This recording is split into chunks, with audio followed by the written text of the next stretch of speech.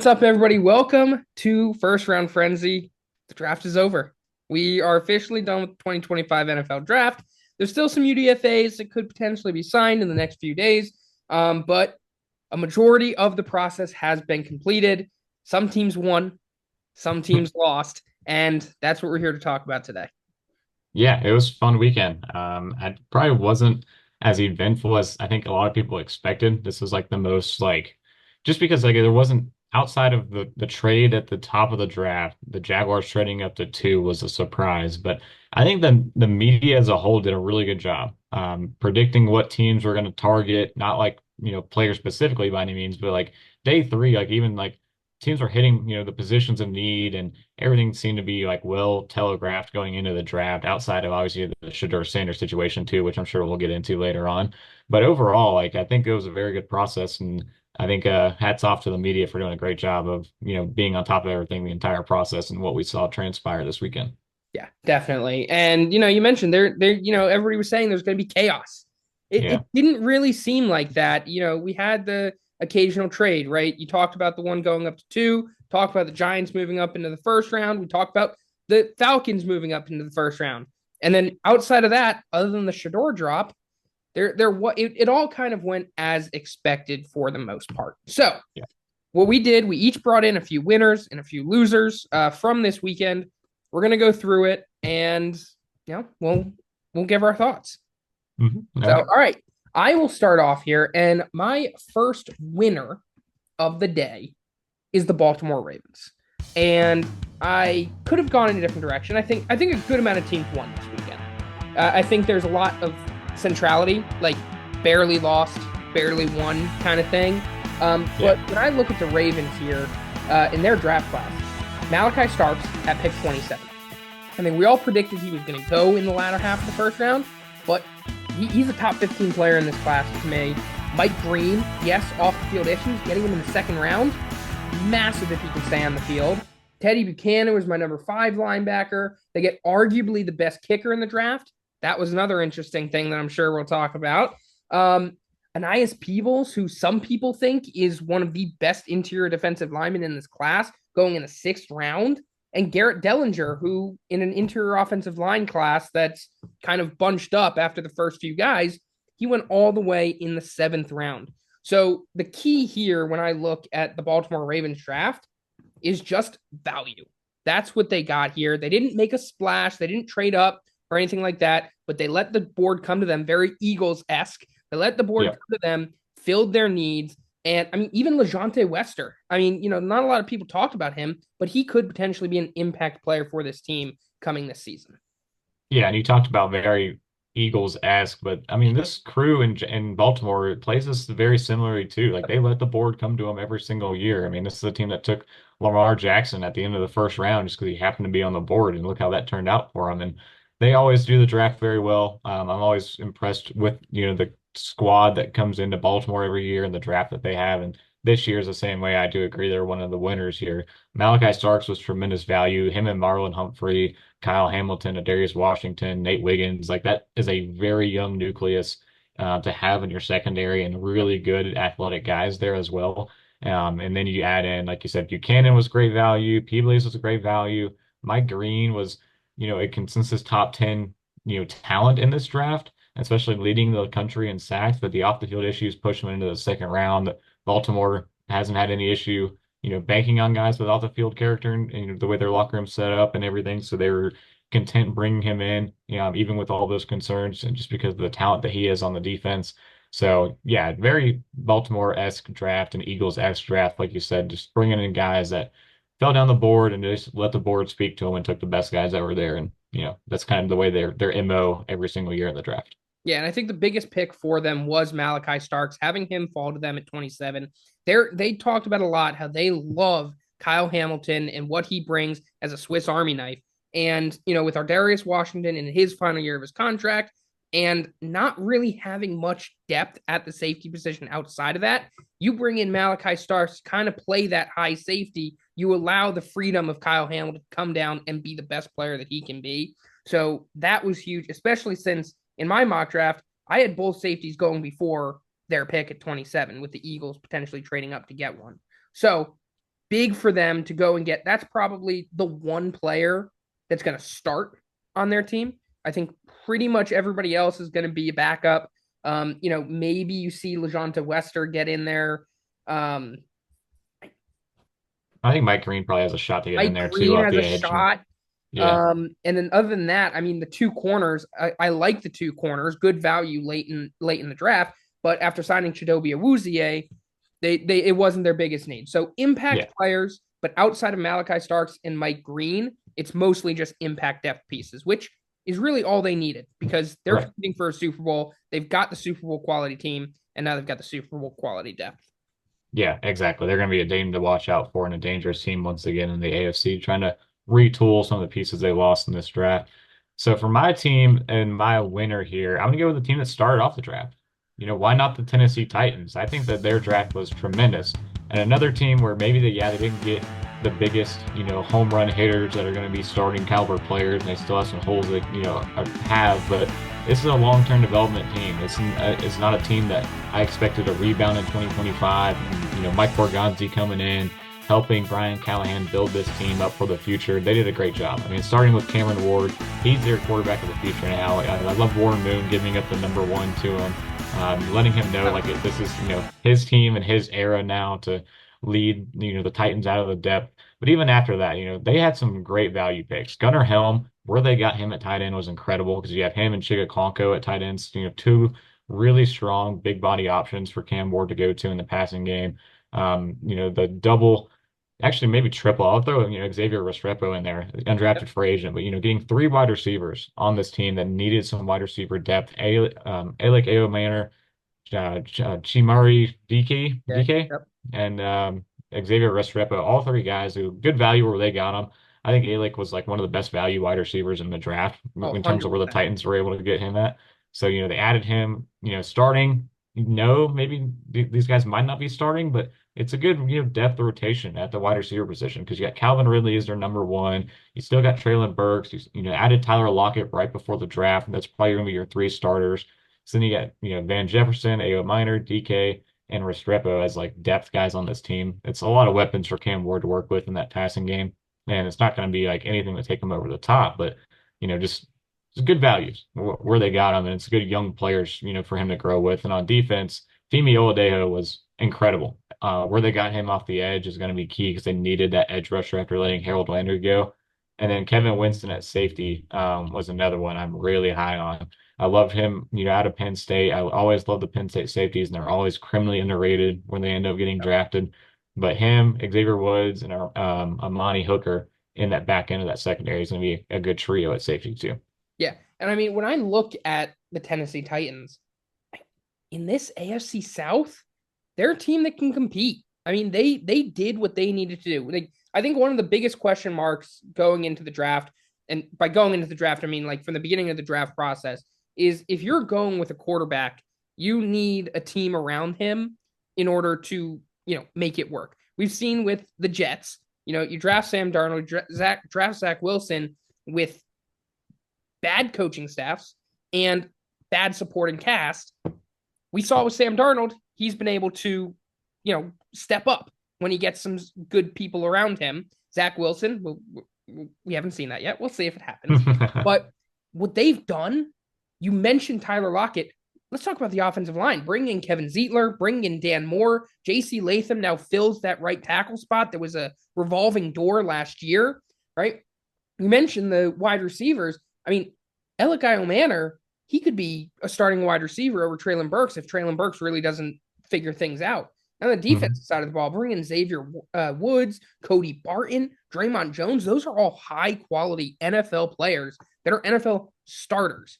So Yeah. when I see this, I'm looking at a team in a weak AFC South could get some wins here.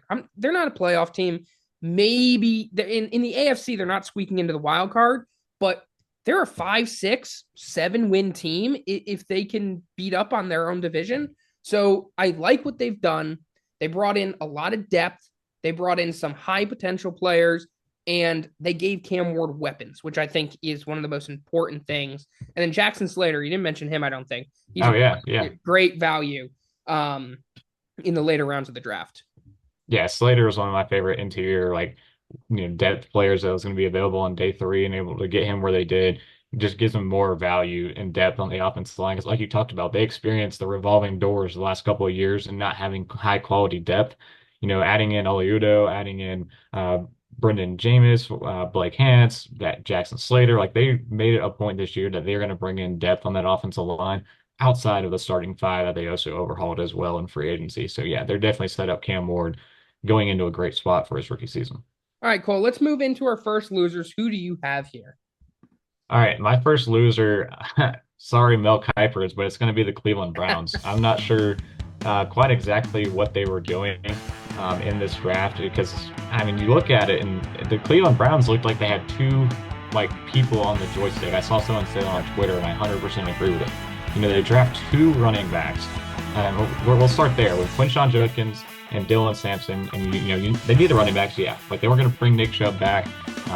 Jerome Ford was like their only penciled-in starter at the position. They got Pierre Strong, but he never really did much for him last year. So you needed a running back at some point. I'm fine getting Quinshon Judkins. I'm also fine waiting for Dylan Sampson. I don't think the process was getting both of them. I think that's just a waste of one of those two selections. So we'll see what happens and how that room shakes out. But I mean, having both of them, it works. I mean, it's two strong running backs for sure, but I it think was just weird value. Yeah, I was gonna say I think the biggest winners of this weekend are Jerry Jeudy and Cedric Tillman because the Yeah, Browns didn't go out and get any more wide receivers. And no, we were just talking about how Alec Iomanner fell to the fourth round, and Xavier Restrepo was a UDFA, and all this stuff. There were plenty of wide receivers that dropped here. I mean, they went Harold Fannin Jr. over Jalen Noel. Jalen Noel was available at that pick, and they could have gotten a wide receiver there. So it's not a bad draft class as you mentioned. Like I like some of the picks here, but there's also a lot of question marks around a lot. yeah. Like I don't mind the Harold Fannin Jr. pick just because he's so Yeah, same. athletic and Yeah, can do a lot in the passing game with David Njoku. But again, like no wide receivers is ridiculous. And then, well, I mean, let's talk about the quarterback. I mean, why in the world are you drafting Dylan Gabriel as high as you are, passing on Shedeur Sanders, only to come back around the next day and take Shedeur Sanders? That is the most ownership decision I've ever seen. Looking at the video when that selection was made of Shedeur Sanders, and yeah, it's great to see him finally get off the board and land with somebody in the fifth round, but seeing the reactions in that building and in that draft room, they didn't seem very happy to make that choice. yeah. And it seemed like someone finally stepped in and was like, we got to take him. And credit the Browns because they put Shedeur in a great situation to earn it. Because that was like the big knock on him of his draft stock and why it fell. And he's in a situation now where you're going up against a guy they drafted above you. You're going up against a former Super Bowl winning quarterback in Joe Flacco and a former first round pick in Kenny Pickett. You're going to have to earn that starting job if Shedeur Sanders wants to, be the starting guy for the Browns. So we'll see how this shakes up. I hope this is the Hard Knocks team of the offseason because that would be fun to watch that battle throughout the offseason. Oh yeah. But I mean, let's talk about why are we passing on a generational player in Travis Hunter? I don't understand that either. I know you want to Yeah. get your draft picks back because of the Deshaun Watson situation, but moving back to five with the Jaguars and getting Mason Graham when you could have had a guy that your GM was all over him. He was gushing over this guy in the pre-draft process, only on draft day All's to wide decide receiver as out of well. yeah, Saul's you need wide a wide receiver, receivers you need a too. corner. Like Yep. I don't understand passing up on Travis Hunter and just to get Mason Graham and at five. Yeah, I mean, I said this when I was doing my first round grades the other day that it just you do this and you get a good haul, but you somehow still lose, right? Yeah, Like the Browns, like in a typical world, this is something where it's probably a good decision, but you just passed up on a generational talent who can make an impact on both sides of the ball. You end up drafting Shedeur Sanders. You could have paired the two of them up if you really wanted to, which probably would have helped Shedeur Sanders succeed. And then also, you make that trade because you're punting. You're going to yeah, grab a quarterback next year when there's a plethora of different options that could potentially be first round talents. Then you go ahead and draft Dylan Gabriel on day two, right? Day two quarterbacks have a chance of starting, right? So you draft Dylan Gabriel and then you come back in round five. I do not blame them for going and getting Shedeur Sanders in round five because that is great value, but stick to your guns, man. Like yeah. you shouldn't have drafted if you were even considering drafting Shedeur Sanders on day three. Don't go out and get Dylan Gabriel.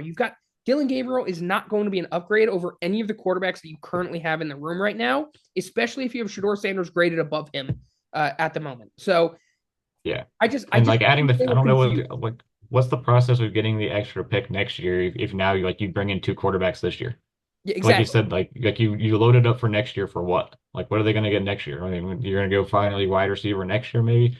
I don't know. The one good move they did make was having that extra second round pick from the Jaguars and getting Carson Schwarzenegger because he's like for sure one of the starting guys on this defense now because you don't know what's the future going to look like with Jeremiah Owusu-Koramoah.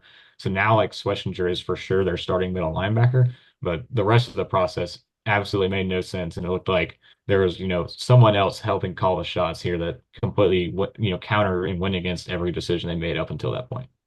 All right, so now we'll move on to my first loser, and sadly, it is my New York Jets.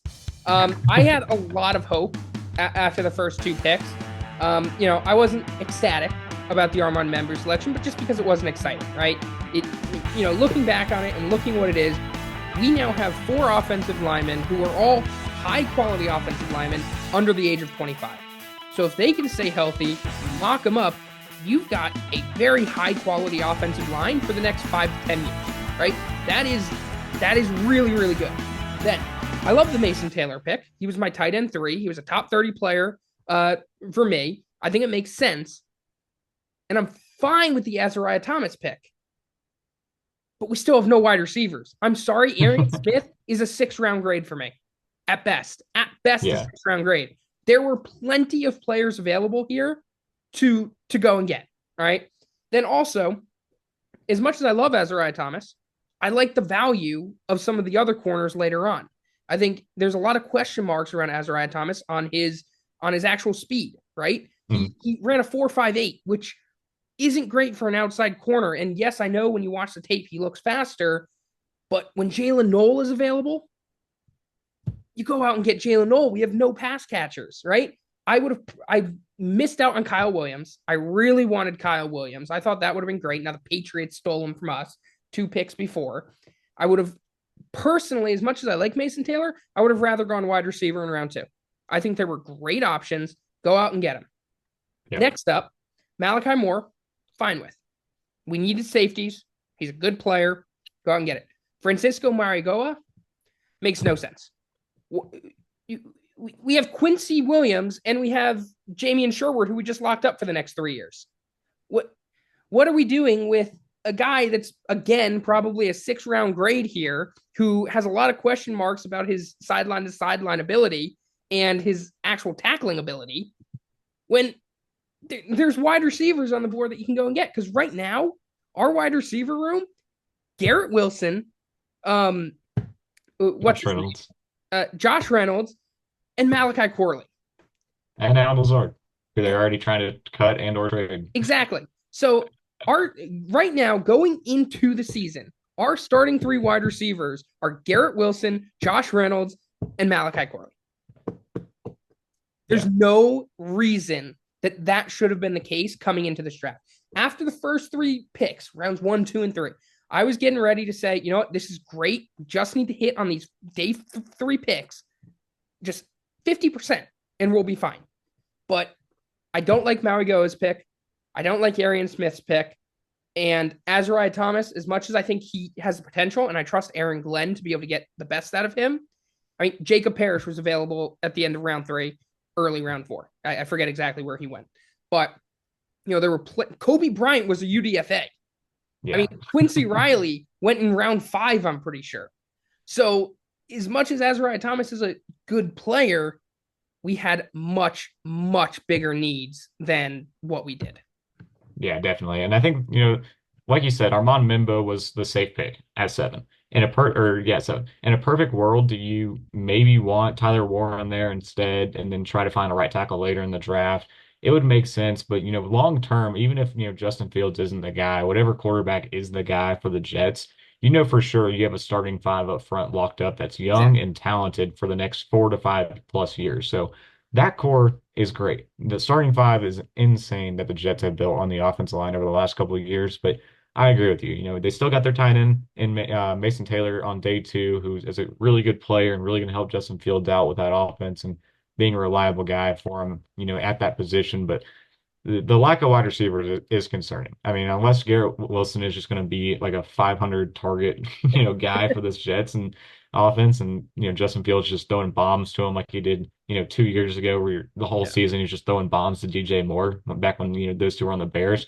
Maybe that's their offense, and they just throw bombs to Garrett Wilson over and over and over again. And, hope that's gets them somewhere. But yeah, I'm kind of concerned of where this is going to be because if Justin Fields doesn't work out with this offense, you're relying on Aaron Glenn a lot for that defense, and that's kind of the same situation they were in the last couple of years with Robert Saleh. And the thing is, like, there were also wide receivers available as UDFA's, right? I mean, you and I talked about Isaiah Nair as a Yeah, sleeper. You go out and get Jamal Pritchett, who again is, first of all, Josh Reynolds, Alan Lazard, and Malachi Corley are all inside wide receivers. They are not outside guys, right? So first of all, you've got three starting quality, in quotes, wide receivers who none of them are going to be effective enough on the outside, which is not great. And then you go get Jamal Pritchett, who, I haven't watched a ton of tape on him, but I watched a little bit. Again, I think he's probably better as an inside guy at the NFL level. So I like the UDFA signings. Donovan Edwards, I think, is a really interesting one as a potential depth piece. We talk about Brady Cook. I mean, we just Arian Smith has to be the next coming of Jameson Williams if this is going to be classified as a win. So yeah, they it's an L for definitely me right now. they definitely got a long way to go. So So on yep. a positive note, let's go back to some winners. The New England Patriots, another one where heavy in the front and good value, and then it kind of just fell off on the back end because I'm not a big fan of drafting two special teams players in the draft. But hey, they had the picks, so why not? I mean, they did a good job building an arsenal where they can improve what was a struggling special teams unit last year. And Mike Vrabel's always been keen on identifying some good special teams guys. Come back to his time with the Titans, but this very much was a Mike Vrabel-esque draft. And starting with Will Campbell, getting someone at left tackle for your quarterback at Drake May, and everyone talked about, are they going to go a different direction? Because everyone said the whole time Will Campbell was, pretty much locked into four, and they're not going to try to, big brain this decision because Mike Vrabel talked about he's fine with the arm length concerns. He's not worried about it. He's one of the advocates of what he did on tape shows that he can be a left tackle. So we're going to put him at left tackle, which is the right decision to make here. So I'm glad they got him there. Jared Wilson was good value at center. He's going to really compete with Garrett Bradbury for that starting job, I think. Kyle Williams at Could wide also move to receiver. guard if needed. Yeah, Jared he could Wilson he's got move the it. Yeah. athleticism to play guard as well. Yeah, he can, maybe go against, Cole Strange, a former first round pick by Bill Belichick at left guard, maybe compete with him there. The one issue I had was, reaching, I think, a little bit on Travion Henderson. They needed a running back for sure, and he, helps out that offense in a big way because he is a very dynamic running back. And they did take Quinshon Judkins, was drafted above Travion Henderson, Matt. I Yep. know we had the argument between them, Yep. so I did nail that one. Quinshon above All right. All Travion. right. But Travion still is, a good complete back for this offense. I would have liked Dylan Sampson at a later value, Okay. out of besides Quinshon, just because I don't think that this is a team that was at the position to spend a high second round pick on a running back. But we'll see. I mean, Travion Henderson's a great player and can prove me wrong. And then, some defensive guys, Kobe Minor, Braden Swinson, who I loved, was Yeah. great value as late as he was. And then Joshua Farmer, like they're just stacking that defensive line because those two guys, Swinson and Farmer, might not start with all the additions they made in free agency, But they have but starting potential. Like but they they're have starting yeah. potential for sure, and are young guys that once you weed out some of these veterans, and once Mike Vrabel gets in the building and sees them work throughout the season, maybe he'll not want some guys back next year. That's when Farmer and Swinson start doing their work and make that value worth it. But I like all the players they were able to bring in outside of two special teamers late in the ground. But hey, Julian Ashby was like one of the most highly recruited long snappers that you can see. A Oh lot yeah. of teams wanted him. Like he had a lot of 30 visits, and he was going to be a high priority undrafted free agent. And why not secure his rights in the late seventh round? I don't have a problem with that one. I don't Well, like drafting kickers. well, I'm pissed because the Patriots got two of my favorite players in the entire draft, in Kyle Williams and Travion Henderson, both top 50 players. Travion Henderson had a first round grade for me. We had this Yeah, argument. I love Travion Henderson. as a player, and I think him and Ramondre Stevenson could be a really good duo. Because I personally think Travion can be a 3 down back, but one of the main concerns was, can he carry a full workload? Now he doesn't need to because Yep. he's got Ramondre Stevenson. So I think the big, powerful, physical guy in Ramondre Stevenson, alongside the quick, explosive Travion Henderson, is going to be perfect. And I think it helps Drake May a lot because he is a much better pass protector than Ramondre Stevenson is. So that's an extra layer of defense there. Kyle Williams was a huge get for them because he's going to be their starting outside receiver next to Stephon Diggs. He's going to be out there, extremely explosive. He can pretty much do anything that you need. And wide receiver was a huge need for them. They just kind of put like a random collection of wide receivers together over the past few years, and it hasn't really worked out. Kayshon Boutte still has some potential. Jalen Polk has some potential, right? As young players who, just into the league. But I mean, Matt Collins, Kendrick Bourne, who had one good year. Javon Baker, actually, another guy that has a little bit of potential as well. So they're kind of building this young core of receivers around Drake May. And, we're just going to see who comes out on top. That's kind of what it's going to be.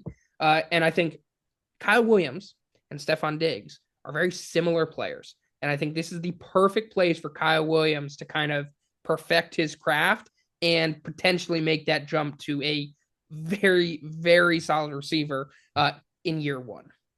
Yeah, I'm fine with the weapons they have. And, adding Henderson's going to be, just great to take some pressure off Drake May. But in that passing game for Drake May, you have three, surefire guys, and Kyle Williams, Mario Douglas, and Stephon Diggs.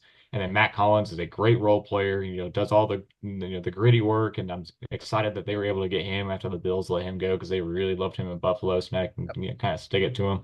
Kayshon Boutte seems to be like on the trade block, and I saw that mention they might move him, but you still have Kendrick Bourne and like you said, Baker and Jalen Polk, the two guys you drafted last year as depth guys. They really have been trying to get that position right because that's been a struggling position the last couple of years in New England, and it seems like with Williams, Demario Douglas, and Stephon Diggs, they at least have three guys they can count on, as the starters. All right, so let us move on to maybe one of my. I mean, the New England Patriots had one of my favorite drafts, but probably up there is the Tampa Bay Buccaneers. The pick of Emeka Egbuka is surprising because wide receiver wasn't their biggest need. But as much as I love Jalen McMillan, he is a huge upgrade in the slot there. I think he's going to make an immediate impact and be a 70, 80 catch guy for Baker Mayfield, right? He's going to run the entire route tree, but he's really going to thrive in that underneath area. And his after the catch ability is amazing. So short throws over the middle, kind of a safety net for Baker. That's going to be great for them. Then this middle part of the draft, they got insane value, right? Benjamin Morrison, who I had as my 23rd ranked player in this class as a second round pick, right? At pick 21. He's an outside corner. The only reason why he's not a first round pick is because of the injury he had. So far, from what I've seen in reports, is that it shouldn't be an issue. Yes, hip issues can be, troublesome for corners, but the medicals seem like they're fine. So I think he should be a great pick there. Getting Jacob Parrish in round 3, honestly, they just picked up 2 starting corners. Jacob Parrish is going to start in the nickel, most likely, for this team come week 1. So now you've got 2 corners opposite of, what's his name, Zion McCollum, on the other side, who, when he went down injured in the playoffs, they fell apart because they had no one else in that secondary in order to, cover guys. So Benjamin Morrison and Jacob Parrish are huge. Then we talked about how they needed help off the edge. David Walker, Elijah Roberts in rounds 4 and 5. That, to me, is insane value. David Walker kind of just fell down draft board just because he went to Central Arkansas. Smaller school, didn't play as much competition. But when you watch the tape, extremely explosive off the line, has a great pass rush plan, and he finishes hard at the quarterback. So love him. And Elijah Roberts, kind of a versatile guy, right? He can play on the inside. He can play on the outside. We'll see where Tampa ends up playing him, but also extremely effective. And then round 7, they add another wide receiver in Tez Johnson, who, a lot of people after the combine, when he ran that really slow 40, what was it, 4.58, 4.56, something like that, in that range. He ends up falling because of that. But when you watch his tape, he runs a lot faster. He's got much better play speed than he does linear speed. He should be perfectly fine. We'll see if he ends up making any impact. He's kind of like a wait and see kind of guy. He could make an impact on special teams, potentially. But with Jalen McMillan and Emeka Egbuka ahead of him on the depth chart, he's probably just kind of like a bench guy that comes in every so often. But I really like these first 5 picks by the Buccaneers.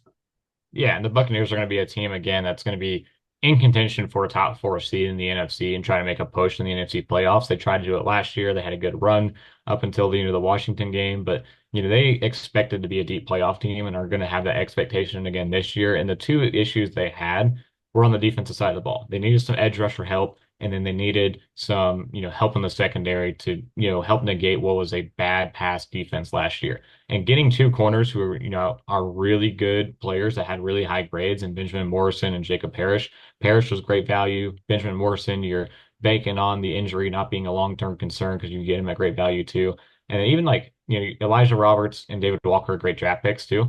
But, Hassan Reddick is going to do a really tremendous job for this team. And, he had a bad, go the last couple of years with, the issues getting traded and, everything with the Jets going on. Yeah. But I think he's in a good spot now. And, with a guy like Todd Bowles, he can help get his head back on straight and, get the focus back in his game and try to be a disruptive pass rusher again. Because the rest of the crew they have with, Vita Vea, Logan Hall, and Kalijah Kancey on the inside, and you got Yaya Diaby on the other side, edge rushing with those two rookies now coming in, wanting to get hungry and get some snaps in there.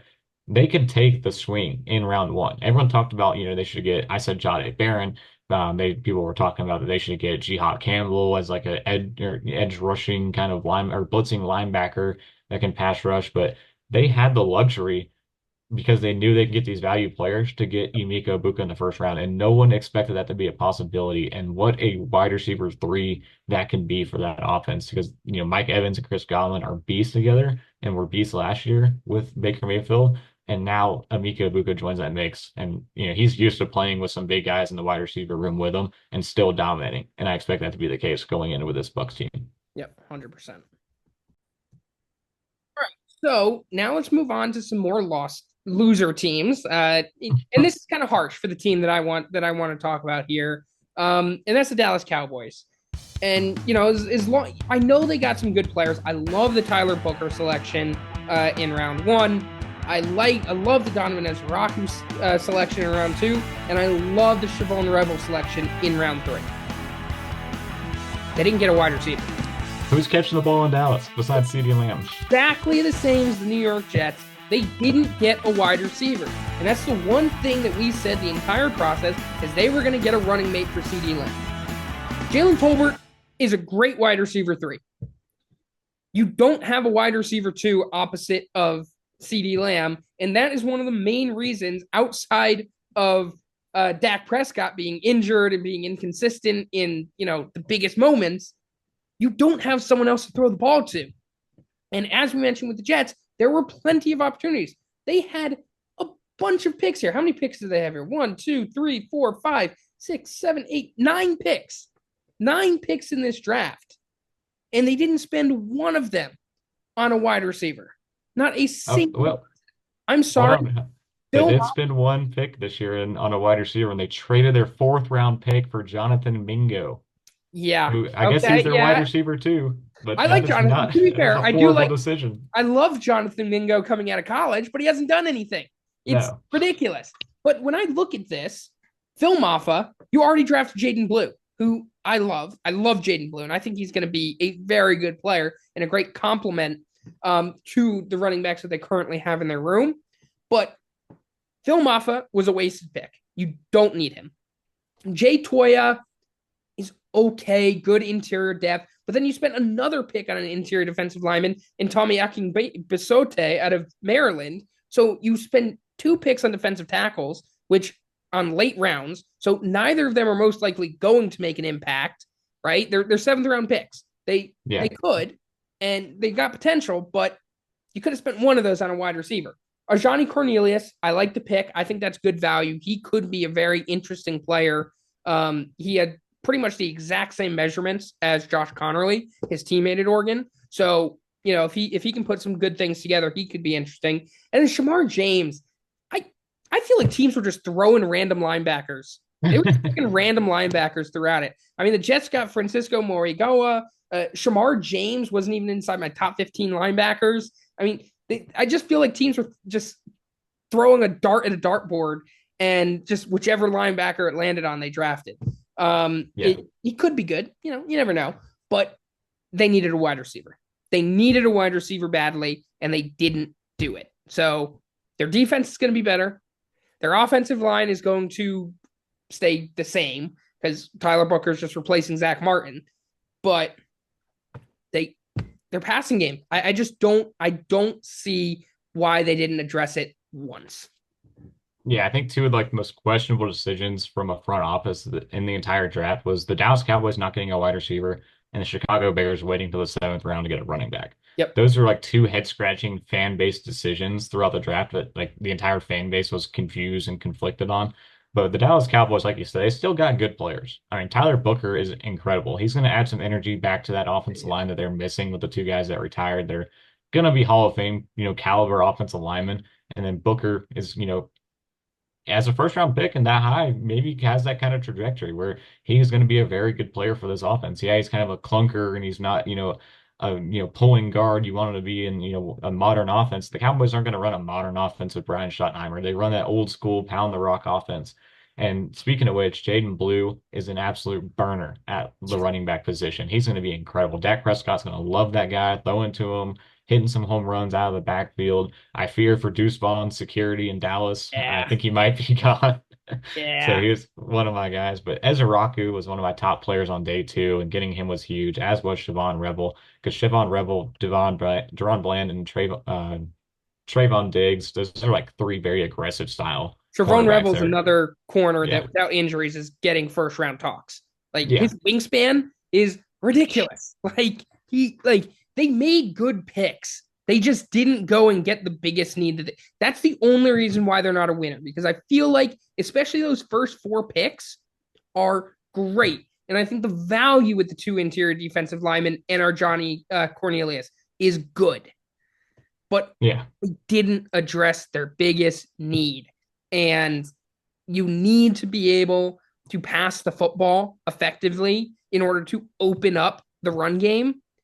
Because if you don't have the ability to pass the football to anybody except CeeDee Lamb, they're just going to use safety to double team him and make sure that he can't get any open space, leave the other guys one-on-one, and then stack the box because they know they're either throwing it to him or running it.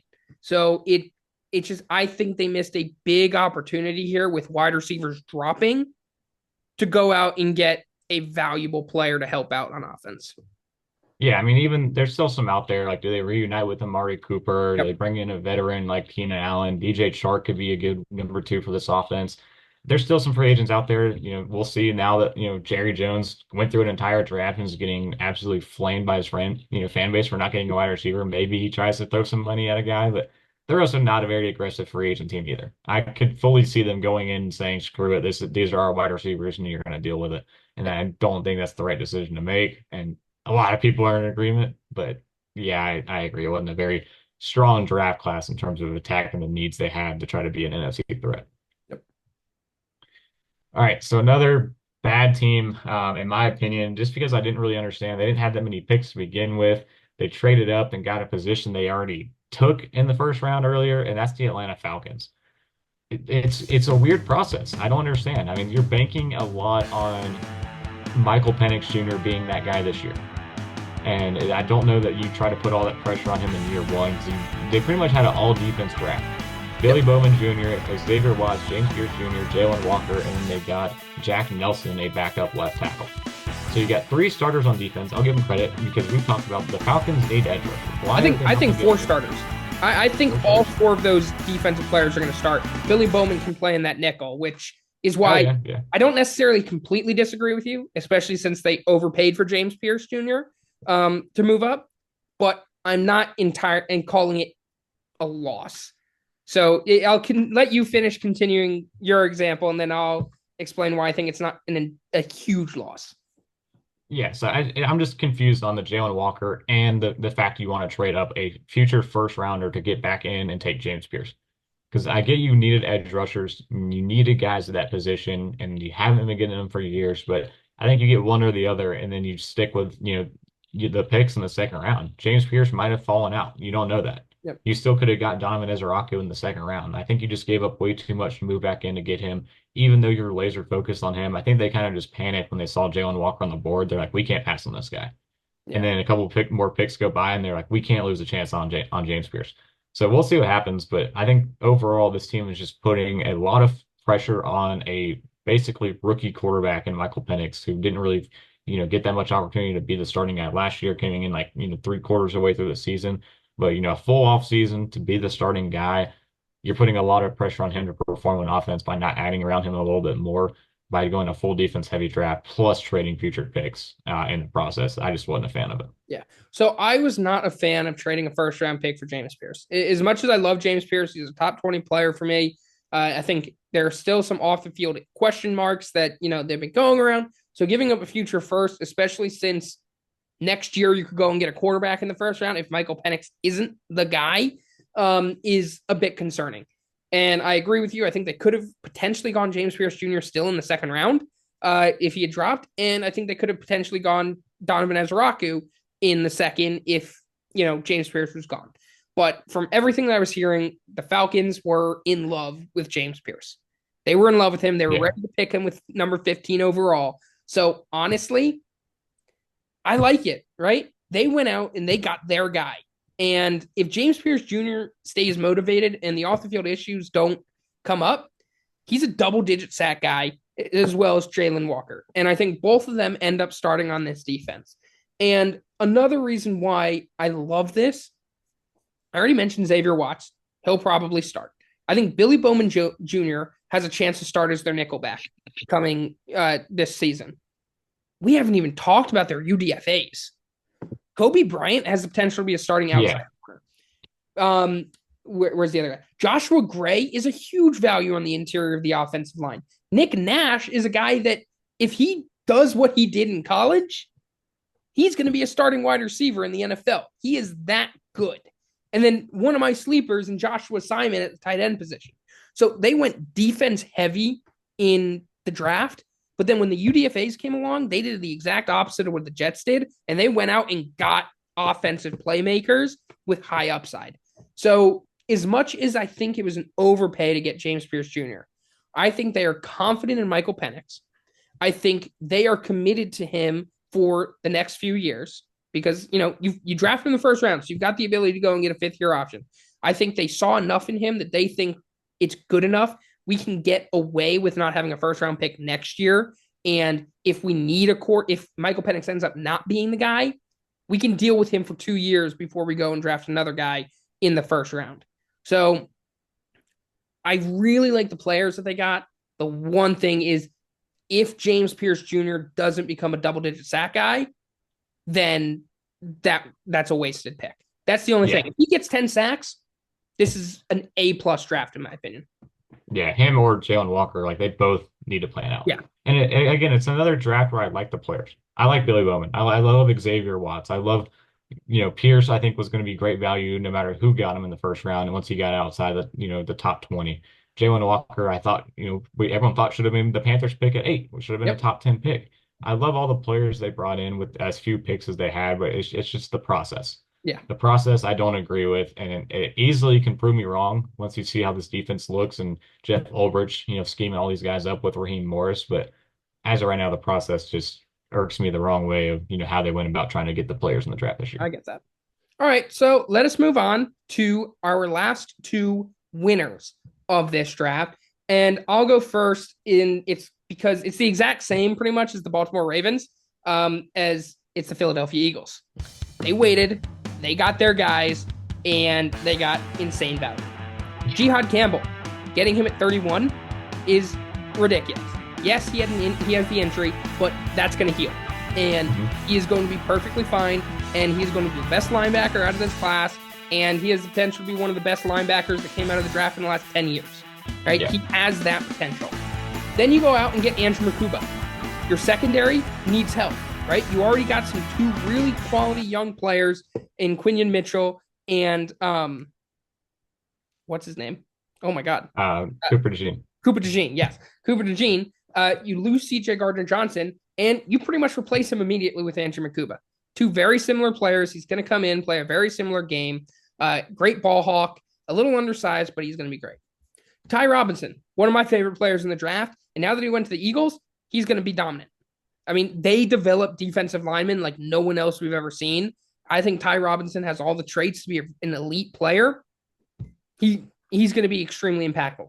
I'm just going down the line here because Mac McWilliams, just outside my top 100 prospects, they got him in the 5th round. He has potential to be a starting outside corner by the end of the year. Like, he has that kind of skill set. Samuel Mondin Jr., they just love their Georgia guys, and it's another just random linebacker that they went out and got. Drew Kendall, I know they just signed Juergens, but Drew Kendall has the flexibility to play anywhere across the interior of the offensive line. And that's great value. They have a factory in the offensive line there. They bring in some great, high-quality young offensive linemen, and they develop them into stars. Same with Miles Hinton and Cameron Williams. I think both of them could also be guys that can develop really nicely.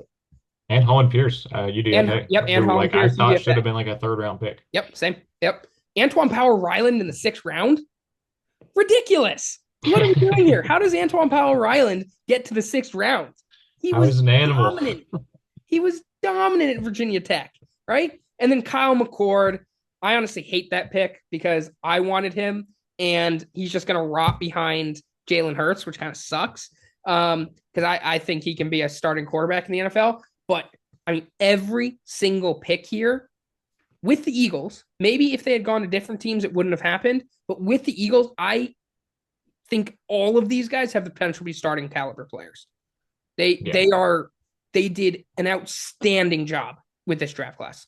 It's hard to find a better team that had, even coming off of a Super Bowl win, that had a better overall offseason than the Philadelphia Eagles. They have players at every single offensive line spot that they brought in as depth. You're talking Matt Pryor, Cameron Williams, Drew Kendall, Kenyon Green, and then Miles Hilton, and then Holland Pierce, like insane depth on that offensive line that they can keep developing, like the farm they have. AJ Dillon's going to push the tush push to an entirely new level with him, Saquon, and Jalen Hurts. But then the quarterback's interesting. I mean, you talked about Kyle McCord, and there was talks that before the Browns moved up and got Shedeur Sanders, the Eagles would have considered it. Ian Rappaport was floating that out there.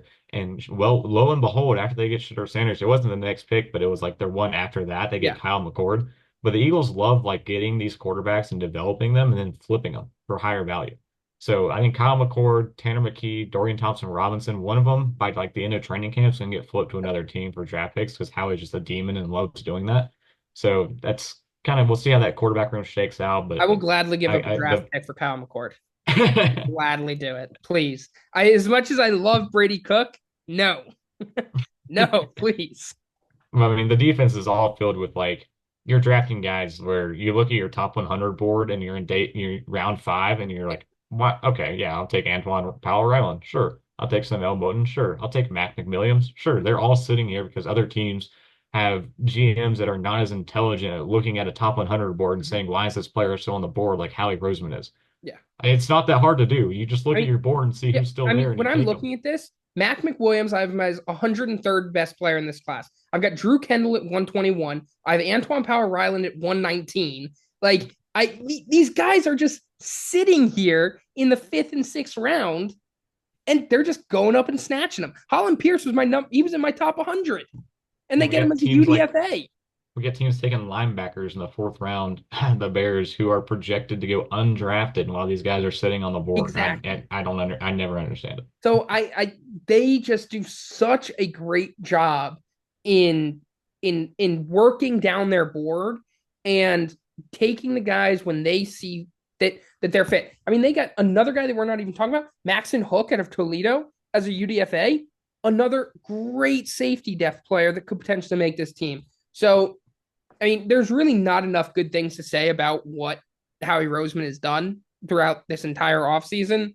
And I don't think there's any question that they're the favorites to win the Super Bowl again. Yeah, I mean, easily. They lost some key players, but I mean, I'm looking at this and I think they're better than last year. Mhm. I think they're better than a better team than they were last year. So huge up to this entire front office staff for just winning the day once again. Yeah. So my last winner here. I'm gonna stick in the same division and go with the New York Giants. There's a lot of talk of, what the Giants did. Was it the right decisions? Were they making the right moves this offseason? Because we knew Joe Shane and Brian Dable were pretty much going into their final year. This is like their make or break year to pretty much keep their job. And the ownership is spread up, and they went out and just absolutely improved the strength, which was their defensive line. Abdul Carter at 3 was 100% the right decision there. Yep. And then you add in Darius Alexander, on day 2, which is tremendous value at the defensive tackle spot because now you have Dexter Lawrence, you got Roy Robertson Harris, you got Brian Burns, Abdul Carter, Kayvon Thibodeau, Chancey Golston, Darius, like that defensive line and all around the board is stacked. They improved their safety, with Javon Holland, got in Paulson Adio at corner. That's a really strong defense. They were really good last year, and they added tremendous impact players at top to bottom on that defensive side of the ball. And then quarterback, I think they set themselves up well. I mean, you trade back up to get Jackson Dart, even though you signed Jameis and Russell Wilson. That's pretty much giving Brian DeBall a chance to say, give me a chance to develop this guy. Give me more than 1 year to develop Jackson Dart because it's going to take, over a year until you get him in. Fire Joe, but keep me. Yeah, because I think the last thing you want is Jackson Dart going into a year 2 having to learn an entirely new system. That's not good for him. And I mean, I think this says volumes about. I think Mara does have confidence in Brian Dabble because they Yeah, wouldn't. I agree. I think trading up into the first round to get Jackson Dart when you already have Jameis and Russell Wilson under contract, that's a big gamble, right? And I think the reason, people keep saying, "Oh, why didn't they go Shador Sanders?" Shador Sanders is a better quarterback than Jackson Dart. They went Jackson Dart because Brian Dabble is on the hot seat, right? He needs to have success. And why would they go with Shador Sanders when Jackson Dart reminds him of Josh Allen? He said it. Yeah. I mean, when you look at it, his aggressiveness on the playing field, the way he throws the ball downfield, the arm strength, the different arm angles, the way he lowers his shoulder. I mean, that throw against Duke when he contorts his body, that's Josh Allen, right? And there's no guarantee that he's going to become Josh Allen. And he's smaller than Josh Allen, so he can't have the same, rough and rowdy play style that he has. But if there's anybody in this draft that's going to have the success with Brian Dabble, it's going to be Jackson Dart. And if he's going to bank his job on it, you're going to go out and get the guy that you think that you can mold into someone that's already a top 5 quarterback in the NFL. Yeah. And I mean, we'll see how that works. But again, like you got to give Jackson Dart time. You got to give Brian the ball time. So he definitely bought himself some time moving back up into the first round to take him. 2 value picks I love. Cam Scatabo in the 4th round, Insane. who is an absolute pinball bowling player. Him and Tyrone Tracy are going to be that's insane. great. Like he is very much like a Brian DeBall style guy at running back, and I love that for him. And in the 5th round, Marcus Membo has a very strong chance as a 5th round pick who should not have been available in the 5th round. He has a real strong chance to be, take one of these starting spots. I mean, Brian DeBall already talked about it. They didn't pick up the 5th-year option on Evan Neal, and they said they're going to start Marcus Membo at tackle, but I think there's a real good shot that he is a starting guard for this team. Yep. And, the Giants are another team that I was looking at here. I was putting in my grades for all of these draft classes, and they're another team that I was like, dang, they didn't get a wide receiver. But then I looked at their UDFAs. Nate McCullum and Daquan Felton are 2 guys that I think, considering this wide receiver group is very weak outside of Malik Neighbors, they can get snaps. And I think they're 2 guys that could end up moving their way up the depth chart and potentially getting meaningful snaps by the end of the season. So, they might not have gone out and got Malik Neighbors, a running partner here, right, to go out and do it. But I think next year's wide receiver class is really, really solid. So you could potentially go out and get someone there. And then you've got 2 high potential outside guys. They're not interior because you've already got Wan'Dale Robinson and Darius Slayton who can play that slot. You've got 2 outside wide receivers, ex-receivers that can go out and make a difference potentially later in the season. Yeah, and that's why, like, having a veteran come in like Russell Wilson, that's going to be the starter. Yep. You don't need like tremendous wide receiver depth. because you look at where he came from in Pittsburgh and then before that in Denver, he was able to make plays and put up solid stats without a ridiculous wide receiver room. So I think that this is pretty much the year where they signed Darius Slayton. He's going to be there for a while. Malik Neighbors obviously is a franchise player in New York. Outside of that, you're giving all these guys the chance to compete Yep. and see which ones shake out by the end of the year. And if no one does, you get your the third wide receiver next year high in the draft for Jackson Dart once he takes over at quarterback. Torn, you have Darius Slayton, Malik Neighbors, and a top draft pick next year in that, arsenal for Jackson Dart taking over when he's, fully given the chance to start. Yep. All right. So let us move into our final two teams here, our final two losers. Cole, who do you have? I got the Denver Broncos. I don't want to do it because I just I like the players they got, and just hearing Sean Payton talk about the weapons he's added to this offense, I'm sold. But overall, like I think we just expected more. I think we expected Amari and Hampton. We expected a Travion Henderson to be the joker of this running back, or maybe Luther Burden to be the joker. I mean, he threw that name out there, or that phrase out there very heavily at the combine and all offseason that he wanted his joker of this offense. And it's not RJ Harvey, and in my opinion, it's not Pat Bryant either. But also hearing about it, RJ Harvey, he was very high on, and in the second round, I think could work out of being their lead back. And Pat Bryant, he's talking about has shades of Michael Thomas to him. So who am I to say what Sean Payton should want in his offense? Because these are the guys that he targeted, and I think he's just pulling it by a string of wanting some of these top level guys. I think we were just expecting way too much over what Sean Payton was actually looking for in this draft. And I think you mentioned that Joker. He wanted that Joker at 20. He might not have gotten to the offensive side of the ball, but he got it on the defensive side. Jahdae Yeah. Barron can be that Joker on the defensive side of the ball. Play him as the nickel, the dime, the outside, a safety, whatever you want. He's going to go out there. They just made their defense 100 times better, Yeah. and they already had the best defense in the NFL, arguably. Yeah, that's scary having Hufanga, Sertan, and Jahdae Barrett on that same secondary is ridiculous. dangerous, dangerous work. And then I think I agree with you. I think getting a, bigger name running back would have been nice. I think Travion Henderson or Amari Hampton would have been something you like, or getting a Luther Burden if he had dropped would have been nice. But, as you mentioned, he liked RJ Harvey. Guess what? Last year, no one believed in Bo Nix, but he liked Bo Nix. He said Bo Nix was their guy. He went out there and led him to the playoffs.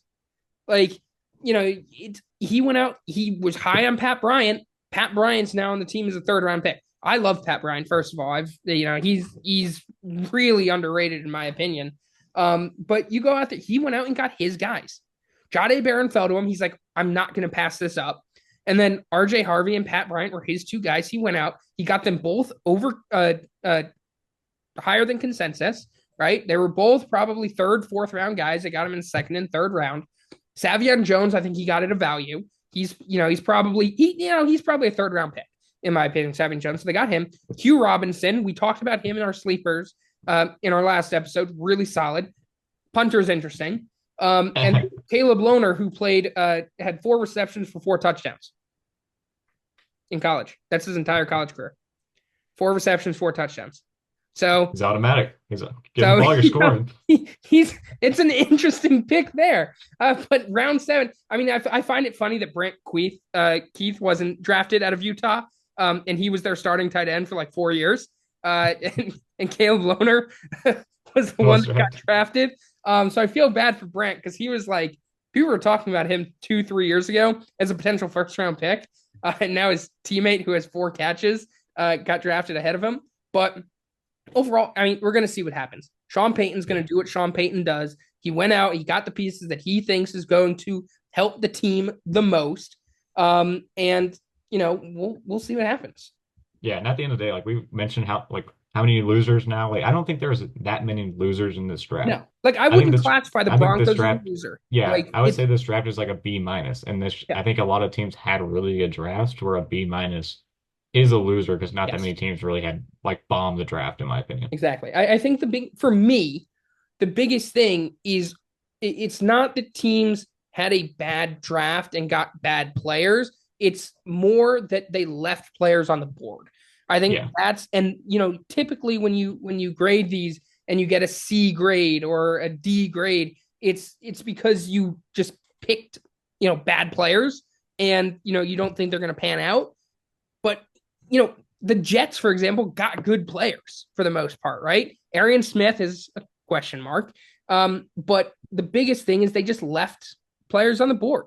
They filled their needs. They drafted to their needs, but they just left other players on the board. So it's Right. interesting, but I think the Broncos are a team that got better still. They still got better than they were last year. Yeah, and like the Pat Bryant and the RJ Harvey move, like they have a chance to really surprise a lot of people. Exactly. As much as I want to discredit them for not getting a bigger name, like they're still really good players with Sean Payton calling the team. Exactly. So let us move to my loser. And again, it's not really a loser. I kind of didn't like doing this, but it's the Cincinnati Bengals. Yeah. They're a team that I question all of their picks. I mean, Shamar Stewart, they need someone immediate impact, man, off the edge. I think if anybody can, you know, get the best out of Shamar Stewart, it's Al Golden. He's a defensive mastermind. I love what he does with blitzes. So I think if anybody can make Shamar Stewart the best that he can be, it's going to be a guy like Al Golden. Like, Jihad Campbell would have been my pick there. I think getting a guy like Jihad Campbell in the center of that defense would have been a lot more effective. And then Demetrius Knight, I mean, again, it's, Bullet Bill, as we like to call him, he's a beast, but it's not, they already have Jermaine Pratt, who is pretty much the exact same player. So is he getting cut now? Especially since you already got Barrett Carter. So now you draft two linebackers. You don't get a corner in this entire draft when you could have gotten Benjamin Morrison in round 2 to reconnect with Al Golden. So there's another potential missed opportunity. You draft Dylan Fairchild, who's the third best Georgia player on the offensive line in this class, instead of going out and getting Tate Ratledge. Jalen Rivers is an interesting high potential pick. I'd have to go back and see who else was available, but I don't think he would have been my first choice at offensive tackle there. And then Taj Brooks. I mean, he's decent. I think you could have gotten more defensive players. I think they went 3 defensive players and 3 offensive players is not how this draft should have gone for the Cincinnati Bengals. Yeah, and I know they're worried about, Trey Hendrickson and his future with the team. I don't think he's the one you have to worry about anymore. Like you were saying, I think Jermaine Pratt's the guy that's gone after seeing this draft haul. Even though they brought in Shamar Stewart in the first round, bringing in Demetrius Knight and bringing in Barrett Carter and signing Oren Burks is pretty much the call that they are getting rid of Jermaine Pratt. So if you want him, give up a 7th round pick for him, because otherwise he's going to get cut in a couple months. Yep. But I think the Shamar Stewart thing, I think that, yeah, like you are banking on the athleticism and the lack of production that been the big thing with him. But I think he's a nice consolidation prize. I think Walter Yeah. Nolan was their number 1 guy, and he went 1 pick before to the Cardinals, and then the Dolphins That 4 hurt. picks before took Kenneth Grant. Yeah, I think they were like pounding the desk that both those guys are off the board, because I think that even though they didn't bring in an interior guy in the draft throughout the rest of this, they really wanted one of those 2 first-round interior guys, I and am then had to surprised they settle on didn't. I am Shamar surprised Stewart. they didn't go Derek Harmon. I Yeah. heard. I know the injury concerns, but if Walter Nolan was your guy and potentially Kenneth Grant was your next guy, yes, there's a lot of depth at the position, but you didn't attack it until UDFA's. Then again, Yeah. like there were So I really plenty of wonder like guys how who were they're available, and I I like wonder the how guys their they board got. was I yeah, I like the wonder how guys their they board got. was shaking up. Yeah, I like the guys that they got, by the way. Eric Gregory and Howard Cross the third. I mean, they're 2 players that have potential. I really liked what I saw in Eric Gregory during the pre-draft process at some of the events there. So I really like that. But yeah, Seth again, I just McLaughlin is another UDFA steal, I yep, think. He was the highest ranked center in the class. I don't know why yep. he went Seth undrafted. McLaughlin was great there too. I just again, I just think they went too much offense. They really did. I mean, I just don't, you know, I don't have a problem making with like Fairchild and Rivers, getting versatile offensive linemen. yeah. McLaughlin helps too, and they already added Lucas Patrick. I think they try to get some depth on the offensive line and some big defensive guys, but again, another one like you would have expected more for a team that wants to try to compete for a Super Bowl. Yeah, and especially with we saw this throughout the process with the Pittsburgh Steelers. They had multiple chances to draft Shador Sanders, but they didn't because They know Aaron Rodgers is coming, supposedly, right? So they said, all right, round one, Shador Sanders is on the board. He's going to be a reach because we have a day 2 grade on him. Or do we go with Derek Harmon, who's an immediate impact player? We're going to plug in, and he's going to help us win. We're going Derek Harmon. Round 3 comes along. Shador Sanders is still on the board. We can go and get him right now at good value because we probably had him as a round 2 grade. But Caleb Johnson is on the board, and we're not entirely set with Jalen Warren as our starting running back. What do we do? Get the immediate impact running back that you need. So it's surprising to me that the Bengals came out here and as you mentioned, Dylan Fairchild, I like the move. You needed a guard. You needed it, whether it's a starter or not. You needed a guard. But Taj Brooks and Jalen Rivers, I just don't think those are the immediate impact players that you need to go out and win a Super Bowl. When you've got, I mean, we talked about Braden Swinson dropped to the 6th round. Yeah. You're telling me that the Bengals couldn't have used, even if Trey Hendrickson stays, you're telling me you couldn't have used Braden Swinson on this team and that he wouldn't have helped you win the Super Bowl? That's my one thing. One thing with the Bengals is Jalen Rivers is a nice player, but he's going to be sitting behind Orlando Brown. Taj Brooks is maybe he could be the 4th guy on the depth chart. And you already have Zach Moss and Samaje Perine on this team. Yeah, so, Chase Brown as a starter. And Chase Brown. So just for me, I think it's a great draft if you're a well-rounded team or you're a team trying to build up.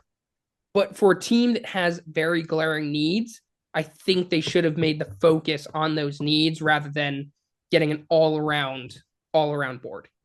Yeah. But that's just my opinion, you know? Yeah. We'll see what happens. I mean, I think some of these guys can shake up and be some true impact starters for them. But yeah, there's another team where you got to look at the board and see that some of the players you miss on versus some of the players you got. All right. Well, that is it for our winners and losers of the 2025 NFL draft. So it's Deep process breath. is over. It's over. It's a lot. I think we may talk about UDFAs at some point when all that's said and done. I'm getting my wisdom teeth pulled on Wednesday, so we'll see if we actually do another episode this week. But anyway, it's been a fun process. That's pretty much almost the last time we're going to talk about the 2025 class. So, Cole, it's been fun, and I'll see you next time. All right. See you.